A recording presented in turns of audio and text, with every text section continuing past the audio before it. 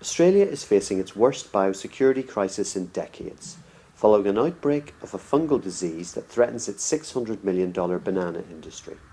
For the past year, authorities have been engaged in a frantic effort to stop Panama TR4 spreading in Queensland, the state which grows 90% of Australia's bananas. Panama disease tropical race 4 is potentially very, very serious for the Queensland and Australian banana industry. It has had devastating impacts in international situations where the disease has got a foothold. Panama disease is caused by a fungus, the fusarium, that infects the plant, banana plant. It gets in and causes a wilt of the disease and the plants eventually die. Tony Pattison has studied TR4's spread throughout Asia since it was first detected in Taiwan in 1990.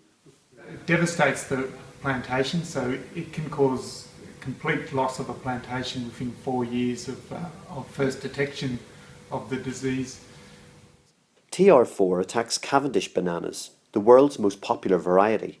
It spreads via soil movements, typically by people, animals, machinery or flooding. For local farmer Bevan Robson and his daughter Heidi, the discovery of TR4 on their plantation in the Tully Valley has been a disaster. I don't know why it showed up here, because we've never been to Northern Territory, we've never been to the Philippines or whatever, and why should it just show up on one farm in the middle of Tully Valley? I've got no idea. It's very, very hard, hard to take.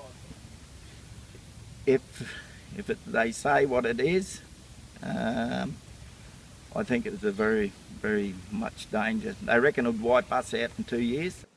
Banana growers have erected fences, limited movement of people and machinery, and are enforcing decontamination washdowns to try and contain the disease.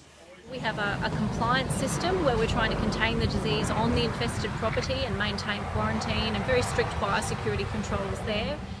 Stephen McKay, owner of Australia's biggest banana farm, a few kilometres from the infected Robson's farm, is studying how to stop TR4. I've been to both China and the Philippines, on especially was a study tour about 5 years ago, or 3 years ago, sorry, just to investigate this exact disease, and it was just devastating, the effects in China. It had basically halved their production in a very short period of time.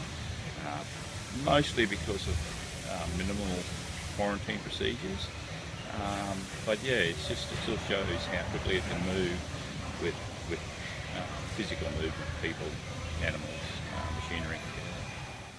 McKay's has spent hundreds of thousands of dollars on biosecurity measures, but it is preparing for the worst by stepping up plans to grow bananas in plantations in other parts of the state, far from the infection.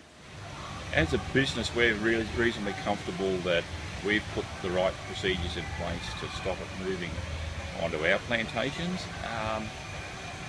But I do think the industry has put in a lot of stuff in place that should halt the movement of it from farm to farm.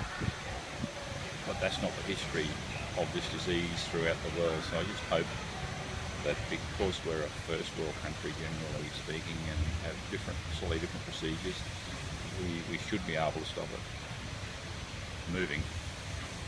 Scientists warn it is only a matter of time before TR4 reaches Latin America, threatening global banana supplies.